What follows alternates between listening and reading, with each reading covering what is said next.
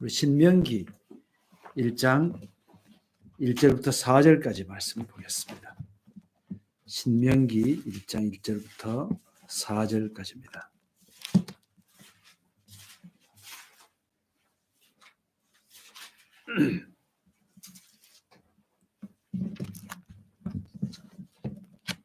제가 말씀 읽어드리겠습니다. 이는 모세가 요단 저쪽 숲 맞은편의 아라바 광야 곧 바란과 도벨과 라반과 하세롯과 디삽 사이에서 이스라엘 무리에게 선포한 말씀이니라. 호렙산에서 세일산을 지나 가데스 바네아까지 10하루 길이었더라. 40째 해 11째 달 그 달 첫째 날에 모세가 이스라엘 자손에게 여호와께서 그들을 위하여 자기에게 주신 명령을 다 알렸으니 그때는 모세가 헤스본에 거주하는 아모리 왕 시온을 쳐 죽이고 에드레이에서 아스다롯에 거주하는 바산 왕 옥을 쳐 죽인 후라. 아멘.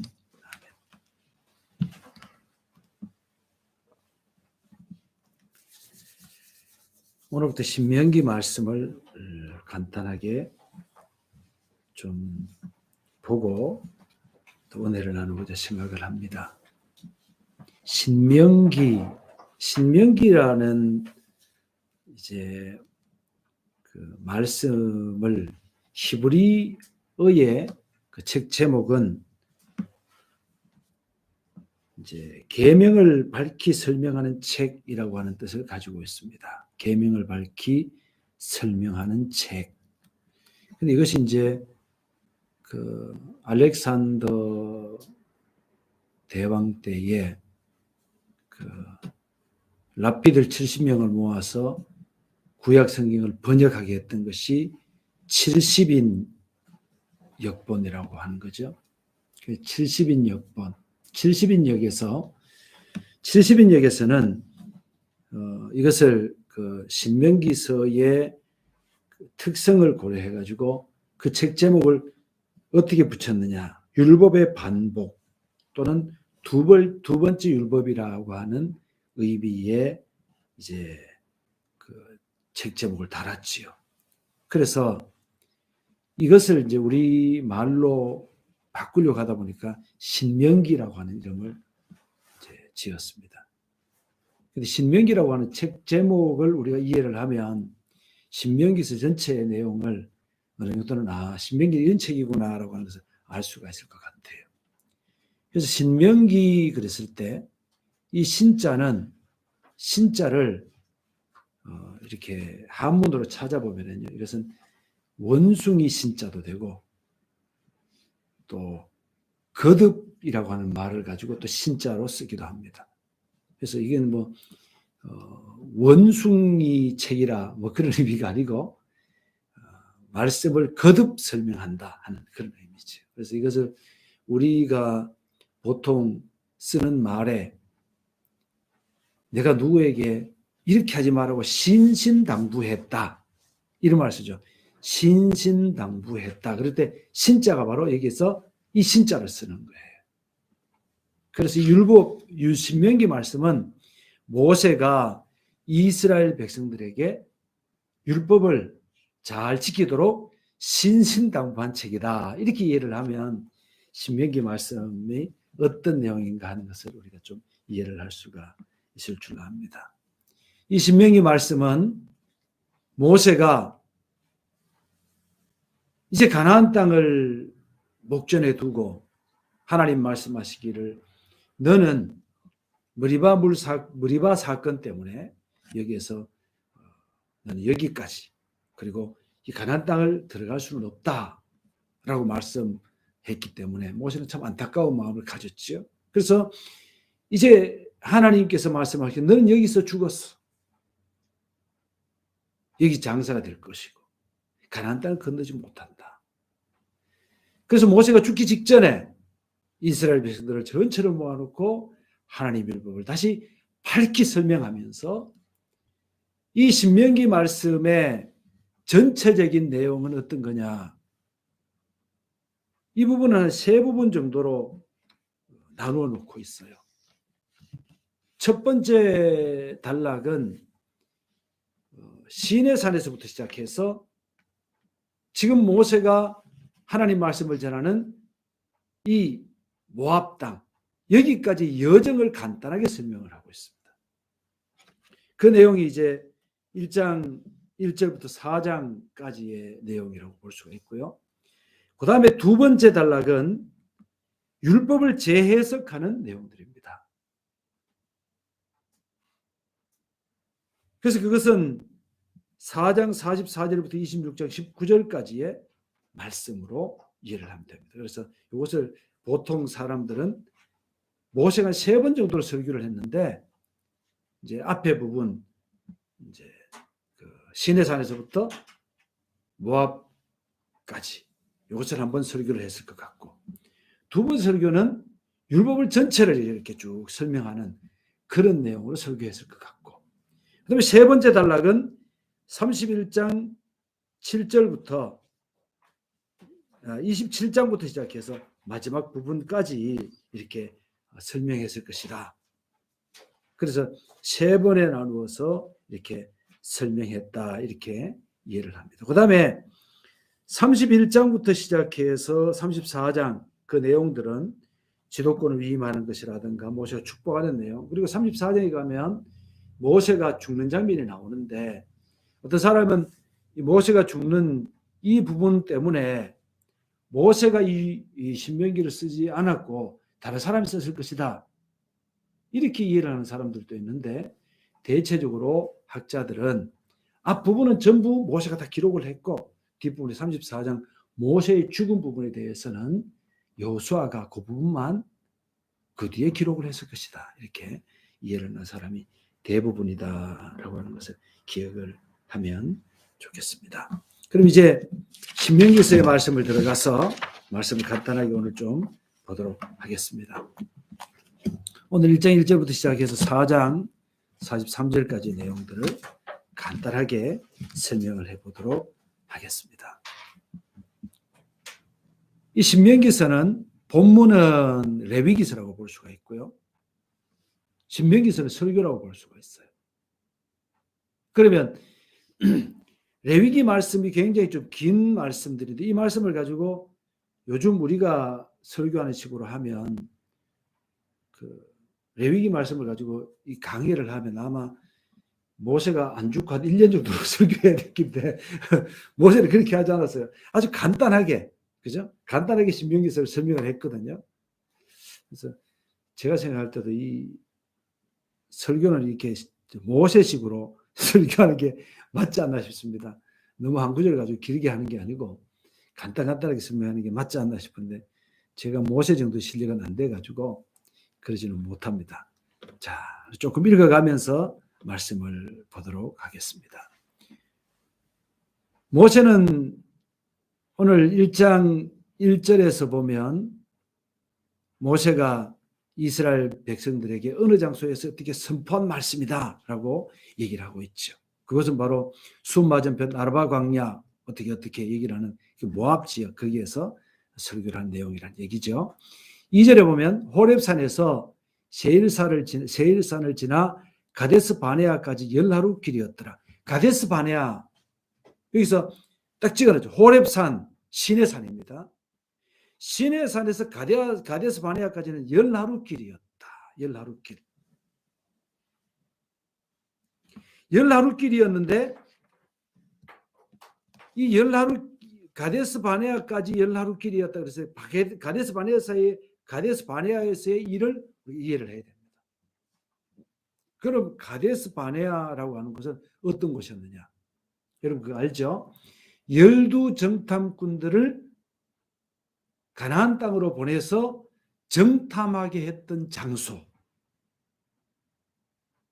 그러니까 이스라엘 백성들이 출애굽을 해서 한 달여 지나고 난 다음에 시내산에 도착을 했지. 그러고 난 다음에 거기에서 1년을 보냈습니다. 그죠? 총 1년을 보냈어요. 1년을 보내고 거기에서 두 번째 유월절을 지키고 그리고 이들이 출발을 했어요. 그러고 난 다음에 열하루 길을 갔단 말이에요. 그럼 만약에 여기서 생각해 볼 수 있는 것은 그 뒤에 얘기가 나옵니다만은 열두 정탐꾼들이 가데스 바네아에서 북쪽 가나안 땅을 정탐하고 돌아와서 하나님의 말씀을 믿고 순종했더라면 불과 출애굽하고 난 다음에 2, 3년 안에 가나안 땅을 찾아오고 그곳에 들어갔을 거예요. 그죠? 열하루 길밖에 안 됐으니까. 이곳까지 이 거리는 264km 정도 된다 그럽니다. 그래서 하루에 쉬엄쉬엄 걸어가지고 뭐 노약자들이 있다고 해도 하루 24km 정도를 이렇게 걸으면 24km면 한 50리 되죠. 50리. 50리, 한 60리 정도 되나요? 60리 길을 걸으면 열하루면 도착할 수 있는 길이었다. 뭐 노약자들이 있다 그러더라도 한 보름이면 도착할 수 있는 길이었겠지요. 근데 이곳까지 가서 이들이 가나안 땅에 대해서 악평을 하고 하나님의 말씀을 환경보다 가볍게 여긴, 환경을 그들이 처한 환경, 처지 이런 것들을 하나님보다 더 무서워하는 그런 마음들 때문에 결국은 이들은 40년 동안 광야에서 방황했다라고 하는 것을 우리가 조금 이해를 하면 될 줄로 압니다. 5절 말씀, 모세가 요단 저쪽 모압 땅에서 이 율법을 설명하기 시작하였더라.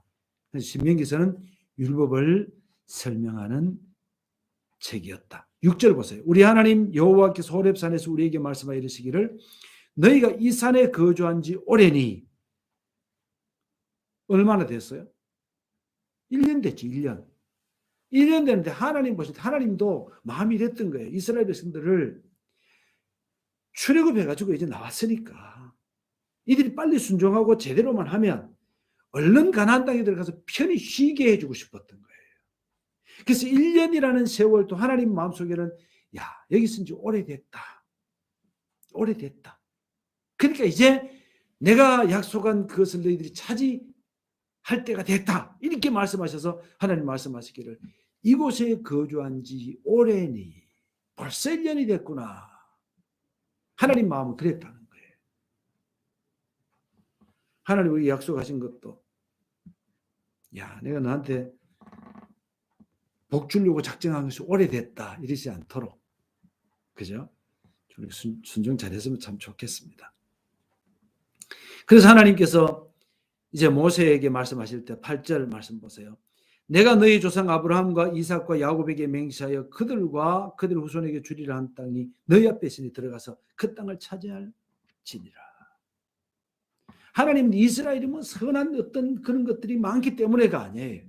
그들도 여전히 애굽 땅에 있었을 때는 시인의 산에서 그 사단이 난 것처럼 우상을 숭배하고 하나님을 배신하고 배반하는 그런 못난 족속이었어요. 그런데 하나님은 어떻게 말씀하셔요? 내가 아브라함과 이삭과 야곱과 약속한 그 땅, 내가 약속했기 때문에 그 약속을 지킬 것이다라고 말씀하시는 거죠. 오늘 우리로 말한다면 우리가 예수 그리스도를 통해서 구원에 이르는 것은 우리가 무슨 잘난 구석이 있어 그런 게 아니에요. 어떤 때는 예수 믿는 우리를 보면 이 땅에 살아가는 사람들이 의리 있고 정직하고 바르게 사는 그런 모습도 너무 많거든. 이 세상에 안 믿는 사람들도요. 그런 사람 많아요. 정말 많아요. 찾아보면 야, 저 사람 어떻게 저렇게 선하노? 그래서 물어봅니다. 당신 혹시 교회 다닙니까? 그러면 아니요. 나는 교회 안 다닙니다. 이런 사람 참 많아요. 또 거꾸로 얘기해 볼까요? 어떤 데 보면 막 욕심 부리고 막 이런 사람 참 많아요. 수로 많아요. 그런데 나중에 알고 보면 교회의 직분을 맡은 사람들도 있고 예수 믿는 사람도 참 많아요. 그러면 예수님이 나쁘게 가르쳤습니까? 그런 게 아니죠. 근데 왜 그들이 구원에 이룰 수 있다고 얘기를 합니까? 그들이 착해서가 아니에요. 예수님께서 그들을 십자가에 못 박혀 돌아가신 걸 그들이 믿기 때문이에요. 하나님의 약속 때문에 그런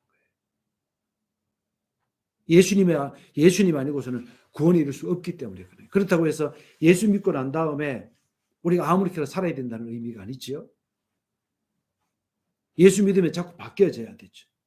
우리 속에 성령님이 계시면 이전보다 더 선해져야 되고, 그걸 신학적인 용어로 성화라고 얘기하죠. 예수 믿고 난 다음에 1년 전보다 지금이 더 성숙한 그리스도인이 돼야 되고 더 선한 그리스도인이 돼 있어야 되죠. 점점 더 성령께서 우리 속에 계시기 때문에. 그게 우리 모습이죠. 자, 넘어가서 보십시다. 그 다음에 이제 9절 말씀부터 말씀을 보면 이스라엘 백성들에게 출애굽기 18장 13절 17절까지 말씀 보면 이도로가 모세의 아내 그리고 모세의 아들들을 데리고 모세에게 시내산에 왔지요. 그때 모세가 보니까 너무 지쳐 보였어. 그래서 이도로가 뭘 하냐 묻고 재판한다고 그래 백성들에게 하나님 뜻이 무엇인지 전하고 있다고 얘기를 하니까 모세가 참 그렇게 하다 사위 자네나 다른 사람이나 다 그냥 그렇게 지쳐가지고 다 죽을 텐데 그래서 안 되고 이제 너희들에게 지혜가 있는 사람들을 택해서 50부장, 100부장, 1000부장을 삼아서 그들로 하여금 백성들을 재판하게 해라. 그리고 점점 더 어려울수록 우리로 말한다면 지방법원이 있고 그 다음에 고등법원이 있고 대법원이 있는 것처럼 그런 제도를 통해서 제일 어려운 거는 모세가 판단을 하고 그렇지 않으면 지혜도 있고 하나님의 성령이 그들에게 머무는 그런 사람들에게 재판을 받게 해서 이렇게 판단을 받게 해서 또 그들을 이제 영도할 수 있는 그런 사람들 50부장, 100부장, 1000부장을 세워서 이 일을 감당하게 하는 게 좋겠다라고 하는 의견을 수렴해서 모세가 그들을 세워서 이스라엘 백성들이 영도하는 그런 내용들이 쭉 이제 여기 보면 나와 있습니다. 그 다음에 19절 말씀 속에 보면 하나님께서 가데스 바네아에서 하나님의 명령대로 이스라엘 백성들 중에서 12명의 두령을 뽑아서 가나안 땅을 정탐하게 하는 내용이 나와 있습니다. 그런데 22절 말씀을 한번 볼까요? 21절부터 보면 너희의 하나님 여호와께서 이 땅을 너희 앞에 두셨은즉 너희 조상의 하나님 여호와께서 너희에게 이르신 대로 올라가서 차지하라. 두려워하지 말라. 주저하지 말라 한즉 너희가 다 내 앞으로 나와 말하기를 우리가 사람을 우리보다 먼저 보내 우리를 위하여 그 땅을 정탐하고 어느 길로 올라가야 할 것과 어느 성읍으로 들어가야 할 것을 우리에게 알리게 하자 하기에 내가 그 말을 좋게 여겨 너희 중 각 지파에서 한 사람씩 12를 택했다. 그렇게 얘기를 합니다. 그리고 이들이 처음에 가진 마음 그리고 하나님께서 그것을 허락하신 그 마음은 어떤 것이냐. 이들이 올라갈까 말까를 결정하는 정탐이 아니었습니다. 어느 길로 갈까? 그죠? 어느 성을 먼저 차지할까? 이것을 우리가 먼저 알자라고 하는 것이었어요. 하나님도 그것 때문에 가나안 땅을 정탐하면서 허락하신 거예요. 그런데 실질적으로 12명이 올라갔을 때에 그들의 마음은 올라가서 보니까 어느 길로 갈까? 어떤 성을 먼저 차지할까? 이것이 아니라 어떻게 바뀌었어요? 올라가야 되느냐 말아야 되느냐라고 하는 판단을 그들이 해버리게 되는 것이죠. 자, 우리 하나님의 명령이 있으면 하나님의 명령은 우리가 어떤 것을 할까 말까의 차원으로 접근하면 절대 안 되지. 하나님 명령을 어떻게 수행할까? 그것을 우리가 의논하고 그것을 우리가 실천해야 되는 것이죠. 다시 한번 말씀드립니다. 하나님의 명령은 우리가 수행할까 말까의 차원의 문제가 아니라 우리가 어떻게 차지해야 하느냐, 어떻게 그것을 순종해야 하느냐라고 하는 차원으로 이해를 해야 된다라고 하는 것을 마음속에 꼭 명심하고 살아야 할 줄로 압니다. 그러나 29절 말씀 보세요. 그러나 너희가 올라가기를 원하지 아니하고 너희 하나님 여호와의 명령을 거역하여 너희 장막 중에서 원망하여 이르기를 여호와께서 우리를 미워하심으로 아모리족 속의 손에 넘겨 멸하시려고 우리를 애굽 땅으로 인도하여 내셨도다. 하나님 참 할 일 없다, 그죠? 우리를 막 죽이려면 애굽 사람 손에서 죽이지 뭘 끌어내 가지고 아모리 사람 손에서 죽게 만들겠어요. 하나님이 이렇게 할 일 없으시 분입니까? 어떻게 말을 그렇게 합니까? 그죠? 그러면서 28절 우리가 어디로 가랴? 우리 형제들이 우리를 낙심하게 하여 말하기를 그 백성은 우리보다 장자여 그 성읍들은 크고 성곽은 하늘에 닿았으며 우리가 또 거기서 아낙 자손을 보았노라 하는도다. 참 이런 그 보고를 한 사람들도 문제고 이런 얘기 때문에 너무 그 소문들 때문에 낙심하는 사람들도 문제였지.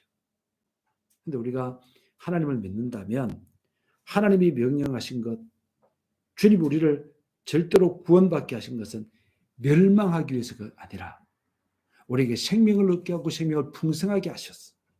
마침내 신명기서의 말씀 뒤에 보면 마침내 복을 받는다는 말씀이 있어요. 마침내 우리를 하나님의 복까지 이루도록 하신다는 걸 기억하면서 우리가 좀 어려움이 있어도 또 순종. 잘 안 되는 것 같아도 또 기도하고 또 순종. 그렇게 할 수 있는 우리가 될 수 있기를 바랍니다. 31절 광야에서도 너희가 당하였거니와 사람이 자기 아들을 안는 것 같이 너희의 하나님 여호와께서 너희가 걸어온 길에서 너희를 안으사 이곳까지 이르게 하셨느니라. 그렇게 얘기를 했지만 32절 이 일에 너희가 너희 하나님 여호와를 믿지 아니하였도다. 하나님을 원망하고 이렇게 하는 것은 하나님을 믿지 않는 거죠. 하나님 믿지 않는 거였어요. 제가 성경을 창세기부터 이렇게 순서대로 가르치니까 좋은 점이 있어요. 좋은 점이 뭐냐 그러면 성경에서 나온 부분을 갖다가 그대로 얘기를 해도 성도들이 거부감이 없어요.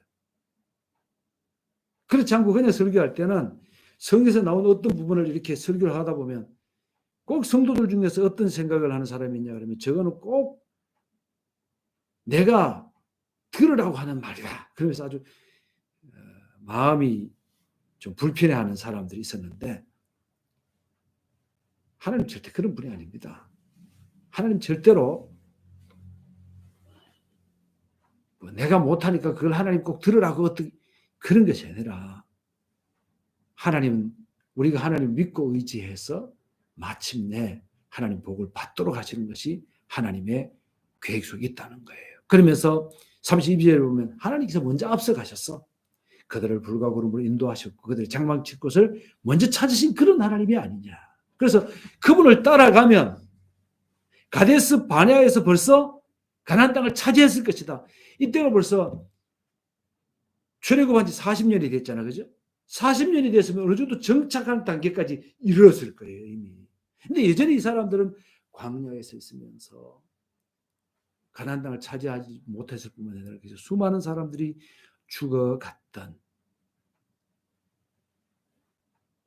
그런 얘기들이 기록되어 있습니다. 그 얘기가 좀 보면 이제 그것 때문에 이 사람들이 광야에서 40년 동안 헤매게 되고 거기서 수많은 사람이 죽었다라고 하는 내용들이 1장의 끝까지 나오는 그런 말씀입니다. 2장 말씀 들어가서 좀 보도록 하겠습니다. 우리가 방향을 돌려 그러니까 북쪽으로 올라가려고 하다가 안 됐잖아요. 그 다음에 하나님께서 내가 결국은 너희들을 40년 동안 방황하게 하겠다 그 말씀을 듣고 일부가 올라가다가 북쪽에 있는 가나안 족속으로부터 전쟁에서 패해서 죽은 사람이 굉장히 많았잖아요. 그래서 북쪽으로 가는 방향을 돌려 여호와께서 내게 명령하신 대로 홍해 길로 광야에 들어가서 여러 날 동안 세일산을 두루 다녔더니 여호와께서 내게 말씀하여 이르시되 너희가 이 산을 두루 다닌 지 오래니 돌이켜 북으로 나아가라. 북으로 가면 어디가 있을까요? 가나안 쪽으로 가는 거예요. 근데 약간 방향을 틀어가지고 이제 에돔 족속이 있는 그 사해 동쪽 방향으로 올라가는 거예요. 그쪽으로 올라가서 이제 에돔 족속들이 사는 그 경계선으로 올라가는 그런 내용을 얘기하고 있는 거예요. 4절 또 너희는 또 백성에게 명령하여 이르기를 너희는 세일산에 거주하는 너희 종족 에서의 자손이 사는 지역으로 나갈진대 그들이 너희를 두려워하리니 너희는 스스로 깊이 삼가고 그들과 다투지 말라. 그들의 땅은 한 발자국도 너희에게 주지 아니하리니 이는 내가 세일산을 에서에게 기업으로 주었습니다. 지난번에 민수기서 말씀하면서 이 얘기를 했죠. 불과 한 주 전에 또 2주 전에 이 얘기를 했기 때문에 설명을 안 해도 될 줄로 압니다. 그래서 그들이 결국은 그쪽으로 가지 않았다.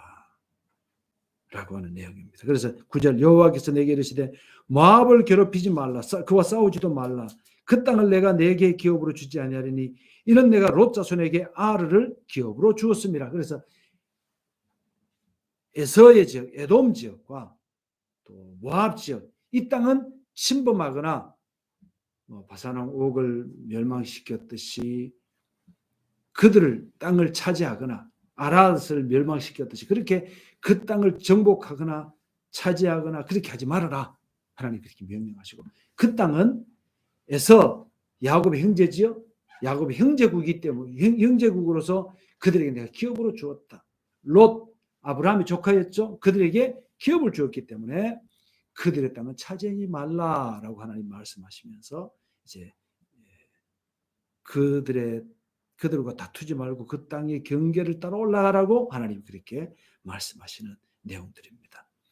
10절 말씀부터 좀 보면 이 부분은 지난번에 배 목사님께서 이제 그 르바임에 대해서 또 하나님의 아들들 이 부분에 대해서 얘기를 했기 때문에 한번 읽어보도록 하겠습니다. 이전에는 에밈 사람이 거기 거주하였는데 아낙 족속 같이 강하고 많고 키가 크므로 그들을 아낙 족속과 같이 르바임이라 불렀으나 모압 사람은 그들을 에밈이라 불렀으며 호리 사람도 세일에 거주하였는데 에서의 자손이 그들을 멸하고 그 땅에 거주하였으니 이스라엘이 여호와께서 주신 기업의 땅에서 행한 것과 같았느니라. 자, 여기서 이스라엘 자손이 여호와께서 주신 기업의 땅에서 행한 것과 같았다. 이 말씀 앞에서 나오는 르바임 이런 사람들은 신인이라고 여기는 그런 사람들이라 그런 사람들로 보는 사람들이 굉장히 많아지고 있습니다.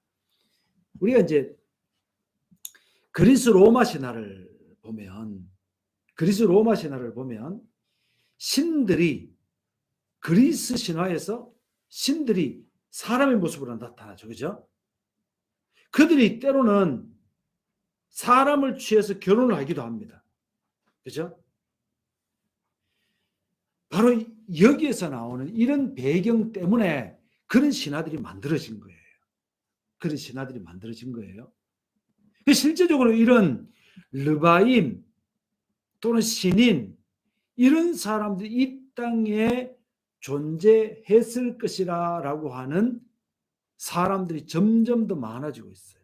과거에도 그랬고 지난번에 말씀을 드린 대로 이제 구약의 랍비들이 가지고 있던 그러니까 구약의 사람들이 가지고 있던 그 사상들이 바로 이런 것들이었어요. 그러니까 신인이 있었다라고 하는 그런 것이었죠. 그런데 신인들이 결코 멸망시키지 못할 만큼의 그런 존재는 아니었던 것 같아요. 에돔 족속도 그들을 멸했거든요. 그 다음에 우리 20절부터 볼까요? 이것도 르바임 땅이라 그러니까 이게 이제 그 암몬 지역을 얘기하는 겁니다. 암몬 지역을 얘기하는데 르바임 땅이라 하였나니 전에 르바임이 거기 거주하였으며 암몬 족속은 그들을 삼순밈이라 일컬었으며 그 백성은 아낙 족속과 같이 강하고 많고 키가 컸으나 여호와께서 암몬 족속 앞에서 그들을 멸하셨으므로 누가 멸했어요? 암몬이 멸했는데 그 앞에서 뭐 여호와께서 멸하셨다 그랬죠. 맞습니까? 제 말 맞죠? 여호와께서 암몬이 결국은 하나님의 선택받은 선민이 아니었지만 그들을 통해서 멸망시킨 것이 바로 하나님의 작품이었다는 거예요. 신인들을 멸망시키는 것. 우리가 이제 그 열왕기 상하서를 쭉 보면 그런 내용들이 점점 더 많이 나옵니다만은 때로는요, 하나님께서 하나님의 손길이라고 표현하는 것 중에서 하나님의 백성 이스라엘 백성이 아니고 이스라엘 백성이 아니라 다른 민족들을 사용하시는 그런 내용들도 나옵니다. 하나님의 손길. 그래서 하나님은 이 땅에 있는 모든 사람, 모든 예를 들어서 재원, 모든 자원, 모든 것들을 하나님은 사용하실 수가 있다는 것을 우리가 기억을 해야 됩니다. 예를 들어 제가 구원은 우리 예수님 안에서만 있다는 것을 굳게 믿지만, 예를 들어서 우리가 예수님을 열심히 믿고 있다 보면 하나님이 어떤 스님을 막 이렇게 꼬드겨 가지고 우리에게 도움을 줄 수도 있지 않겠습니까? 그 사람은 지금 어떤 일을 하는지는 모르겠지만, 자기는 선한 일을 한다고 생각할지 모르지만 하나님이 그들을 통해서 우리에게 도움을 줄 수가 있어요. 예를 들어서 구약에서 느부갓네살 왕 같은 경우에 마찬가지고 고레스 왕 같은 경우는 하나님이 고레스를 붙잡았다 이렇게 말씀하시고, 고레스가 결코 하나님 믿는 사람 아니었어요. 그렇지만 하나님 그를 사용하시는 거예요. 이스라엘을 돕기 위해서. 우리는 얼마든지 그렇게 될 수가 있다는 거예요. 그래서 르바임을 멸망시키는데, 여호와께서 멸망시키는데 결국은 암몬 자손을 통해서 그들을 멸망시키는 그런 내용. 에돔 자손을 통해서 그들을 멸망시키는 그런 얘기들도 쭉 이제 여기서 보면 그렇게 나와 있죠. 자, 그래서 이런 것들을 우리가 조금 이해를 하면 말씀이 참 재미있게 이해를 할 수가 있습니다. 그래서 그 얘기가 좀 나오고요. 이제 조금 더 말씀 22절, 마치 세일에 거주한 에서 자손 앞에서 호리 사람을 멸하심과 같으니 그들이 호리 사람을 쫓아내고 대신에 오늘까지 거기 거주하였으며, 그래서 앞에서 10절부터 나오는 르바임을 멸망시키는 그 일들을 암몬 자손도 그 일을 했다라고 하는 것을 얘기하고 있습니다. 23절, 또 갑돌에서 나온 갑돌 사람이 가사까지 각 촌에 거주하는 아위 사람을 멸하고 그들을 대신하여 거기 거주하였느니라, 이렇게 얘기가 나오는데, 여러분 그 89쪽 한번 보세요. 갑돌에 대한 얘기가 나옵니다. 갑돌은 블레셋 사람들이 가나안 땅으로 옮겨오기 전에 거주하던 지중해에 있는 크레타 섬을 가리키는 말이 갑돌이라고 하는 말입니다. 이들은 블레셋이라 불렀는데, 블레셋이라는 말 자체는 외국인, 나그네, 이주자의 땅이라는 뜻입니다.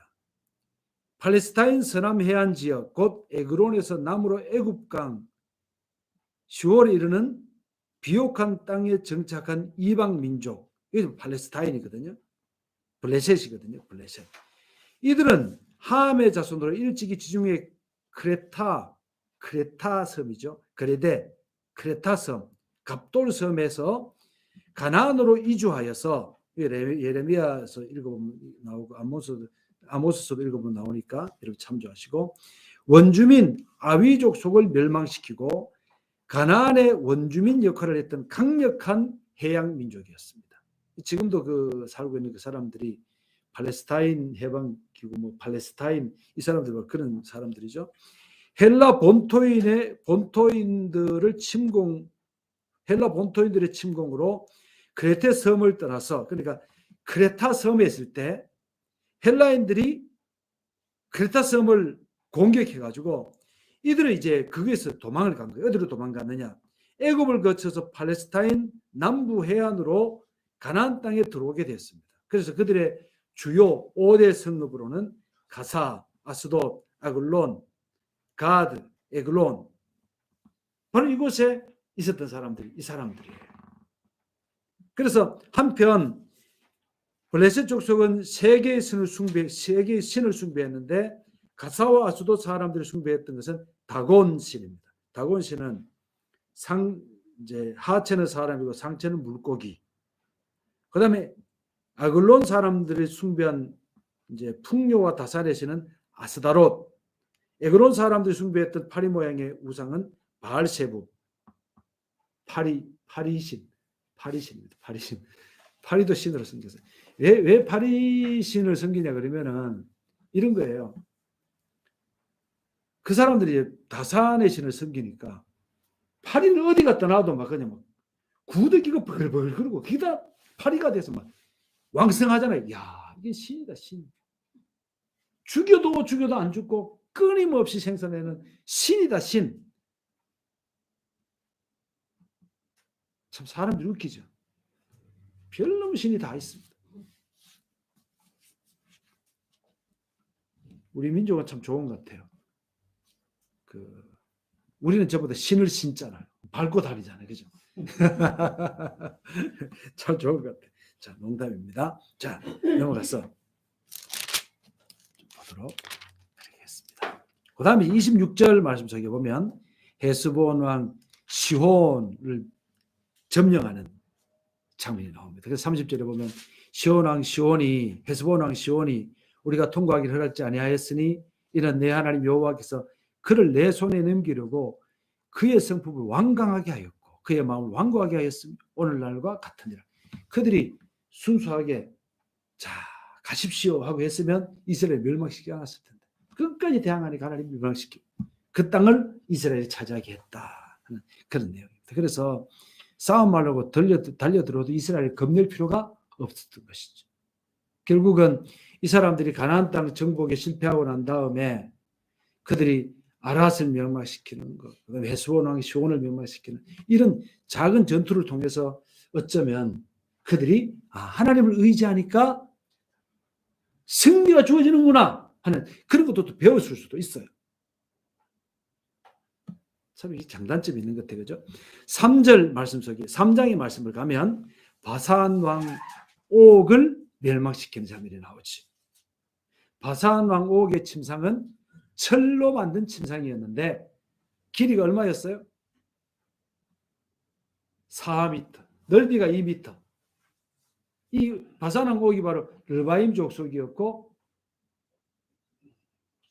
또 거인 족속이었다. 아낙 자손이었다라고 우리가 조금 지난번에 말씀을 통해서 보았습니다. 자, 12절 넘어가십시다.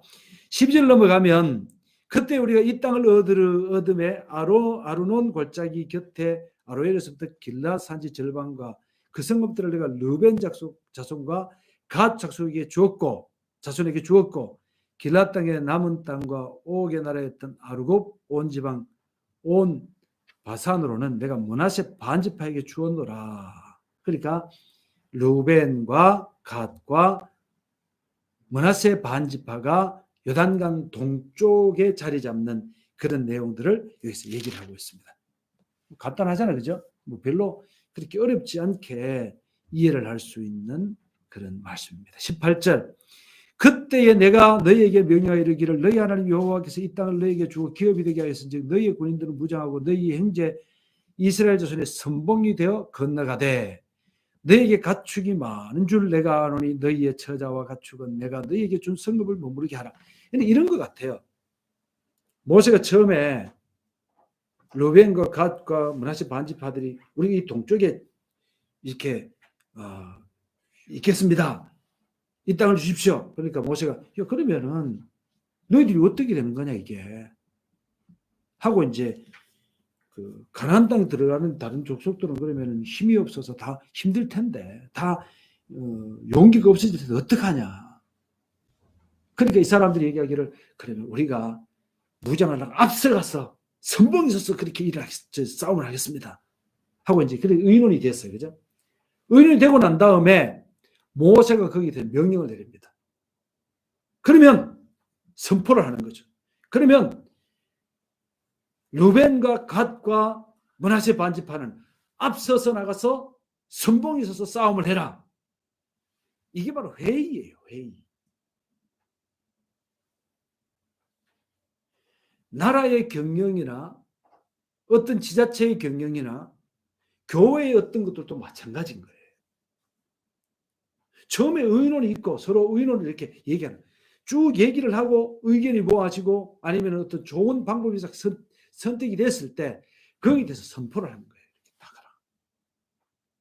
대통령도 무조건 처음부터 시작해서 자기 머리에 있는 대로 이렇게 하라 명령하는 게 아니고, 그죠? 예를 국회에서 여야가 막 얘기를 주고받고 하면서 회의를 합니다. 얘기가 좋은 어떤 안건을 딱 선택을 합니다. 그러고 난 다음에 의장이 그러면 이런 법률이 가결되었음을 선포합니다. 땅 하고 이렇게 명령하는 거죠. 명령이라기보다 이렇게 선포하는 거죠. 모세도 지금 그런 상태를 얘기하는 거예요. 모세가 자기 마음속에 판단을 가지고 무조건 그렇게 했다는 의미가 아니고, 그는 1차적으로 백성들의 어떤 요구에 대해서 하나님께 여쭈어보고 하나님께서 명령하신 대로 그것을 선포하는 거예요. 때로는 사람이 의논해야 될 부분에 대해서는, 특히 뭐 여기서 얘기하는 루벤과 갓과 므낫세 반지파의 그런 일들 같은 경우는 의논이 되고 난 다음에 모세가 마지막에 선포하면서 명령하신 그런 장면도 이렇게 나와 있는 것이죠. 그래서 교회가 운영된다든지 정부가 어떤 것을 선포하는지 이렇게 하는 것도 다 이런 같은 원리로 하는 것이 굉장히 중요하겠다라고 하는 생각을 해봅니다. 그리고 난 다음에 이제 가나안 땅에 들어가는 데 있어서 모세가 들어가지 못하니까 이제는 요수아라고 하는 걸출한 영웅 한 사람을 세워서 그를 통해서 이제 가나안 땅을 정복하는 데 있어서 지도자로 삼는 그런 내용이 이렇게 나와 있죠. 그러면 요수아라고 하는 사람은 어떤 사람이었느냐? 나중에 요수아서를 할 때 우리가 또 공부를 해보겠지만, 요수아는 간단하게 얘기를 하면 모세가 시내산에 올라갈 때도 수행했던 사람이고 늘 모세와 함께 했던 사람이에요. 그는 하나님의 임재와 하나님의 명령에 대해서 다른 백성들보다 더 많이 알고 있었던 사람이었어요. 그러니까 믿음이 더 걸출했다고 볼 수가 있는 것이죠. 우리가 하나님을 섬기는 데 있어서 꼭 알아야 되는 것은, 우리가 믿음의 영웅이 되기 위해서는 자꾸 목사하고 멀어져서 또는 어떤 성도들과 멀어져서 저 혼자 있으면 항상 문제가 생겨요. 그럼 어떻게 해야 돼요? 자주 보고 자주 만나고 얘기하고 또 말씀을 나누고 이러다 보면 자연스럽게 우리의 믿음이 올라가요. 그러면 목사들은 어떠냐? 성도들이 이렇게 와서 막 얘기를 할 때에 내게 있는 믿음이 점점 더 약해지느냐? 그렇지 않아요. 우리 이런 게 있잖아요. 가족이 어떤 위기가 오면 또 뭉쳐요. 또 뭉쳐요. 그거 마찬가지로 우리 속에 있는 믿음이라고 하는 것도 외부적으로 어떤 공격을 당하거나 이렇게 될 때 믿음이 더 단단해지는 거예요. 한국 교회가 그동안에 많은 위기를 겪었는데 교회가 믿음이 더 단단해지는 방법이 있어요. 핍박당하는 거예요. 핍박당하는 거예요. 믿음을 뺏어가려고 하는 갖가지 시도들이 많으면 많을수록 우리 믿음이 더 견고해져요. 우리 믿음에 대해서 다시 한번 생각해 보는 거예요.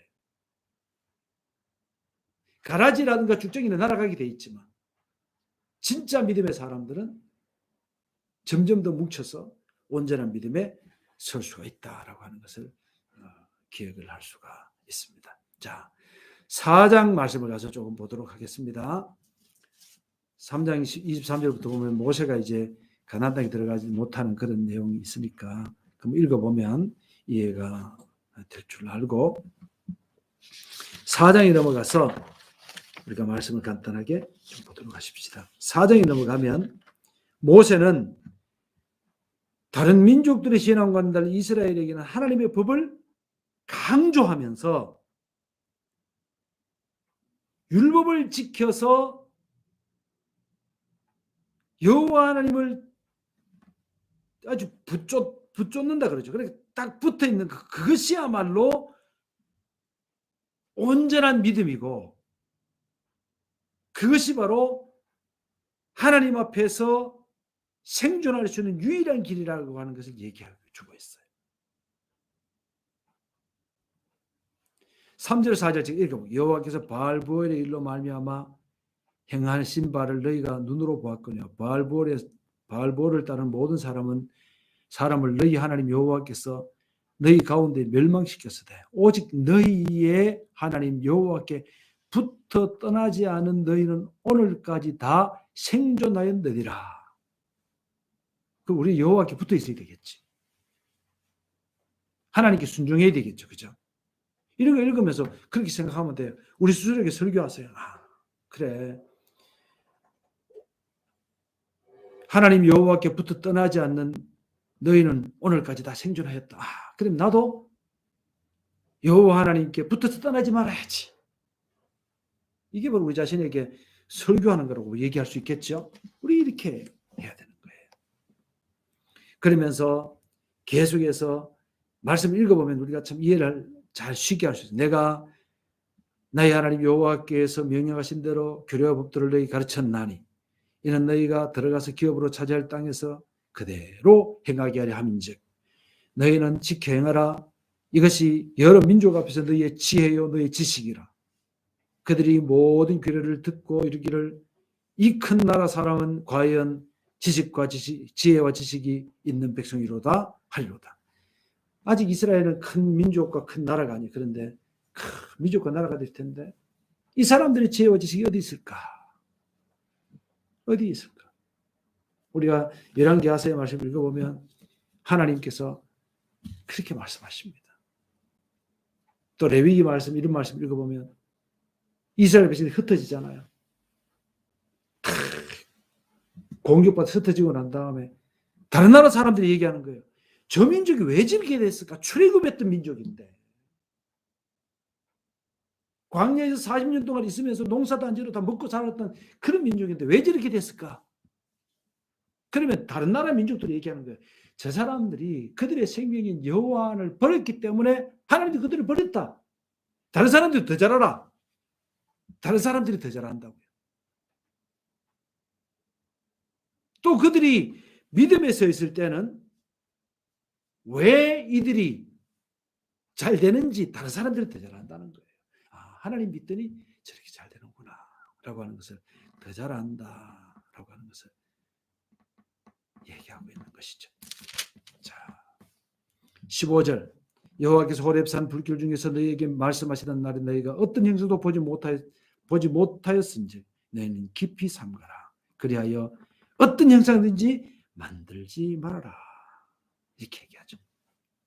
우상을 만들지 말라는 그런 내용입니다. 27절 여호와께서 너희를 여러 민족 중에 흩으실 것이요. 언제요? 하나님을 버리면 하나님 율법을 버리면 하나님을 흩어 보내실 것이다. 여호와께서 너희를 쫓아보내실 그 여러 민족 중에서 너희의 남은 수가 많지 못할 것이며 너희는 거기서 사람의 손으로 만든 바 보지도 못하며 듣지도 못하며 먹지도 못하며 냄새도 맡지 못하는 목석 나무와 돌로 만드는 신들을 섬기게 될 것이다. 그러나 네가 거기서 내 하나님 여호와를 찾게 되리니 만일 마음을 다하고 뜻을 다하여 그들을 찾으면 만나리라. 혹시 여러분 오늘 이 말씀을 듣는 여러분들 중에서 하나님 떠나서 이리저리 살다가 정말 마음이 곤고해지면 하나님 찾으세요. 하나님 살려주십니다. 안 그렇게 안 떠나면 제일 좋겠지만 혹시 하나님 떠나 있는 사람들이 있다면 돌아오세요.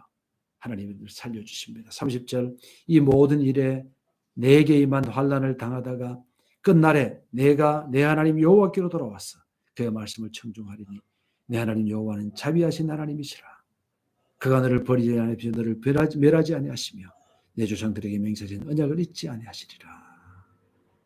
제가 이 말씀만 조금 한 번 더 말씀드립니다. 하나님은 자비하신 하나님이세요. 우리를 버리지 아니하시고 멸하지 아니하세요. 그래서 우리에게 더 어려움이 올 수도 있습니다. 우리를 사랑하시기 때문에 우리의 영혼이 멸망당하지 않도록 하기 위하여 우리에게 고난도 주시고 어려움도 주셔서 마침내 하나님의 복을 받게 하시는 것일 수 있습니다. 혹시 여러분 그런 일이 있어서는 안 되겠지만 오늘 말씀을 듣고 주님 앞에 서 있다가 우리 일생 쭉 살아가는 동안에 혹시 하나님을 떠나 있다가 마음이 너무 힘들고 공고해지잖아요. 내 삶이 정말 너무 어려워서 어떤 사람은 자살을 생각하고 어떤 사람은 너무너무 방황하고 있을 때 기억하시기 바랍니다. 하나님은 자비로우신 하나님이라서. 아버지가 둘째 아들 탕자가 길을 나가고 난 다음에 아버지는 늘 문 밖에 서서 탕자를 기다리는 것처럼 하나님은 기다리고 계신 거예요. 이스라엘이 흩어졌다고 하더라도 그들이 흩어진 그곳에서 이방인의 땅에서 하나님을 찾고 그 마음이 하나님께로 돌이키고 하나님께 기도하며 하나님께서 그대로 회복시키겠다는 것이 하나님의 자비요, 하나님의 약속이요, 하나님의 구원이요, 하나님의 사랑인 것입니다. 그것을 하나님께서 여기서 말씀하고 계신 겁니다. 우리에게는 기회가 있습니다. 어디까지 갔든지 돌아올 수 있는 기회가 있습니다. 죽음 직전에도 돌아올 수 있는 기회가 있습니다. 그런데 처참하게 깨어지는 그런 일들이 이르기 전에 주님 앞에서 주님을 붙쫓아서 여러분들의 삶이 평안하시기를 바랍니다. 여러분들의 삶이 하나님 은혜로 가득 채워졌어. 날마다 하나님 주시는 기쁨으로 가득한 환희의 세월 여러분들의 삶에 가득할 수 있기를 주님의 이름으로 축복합니다. 아멘.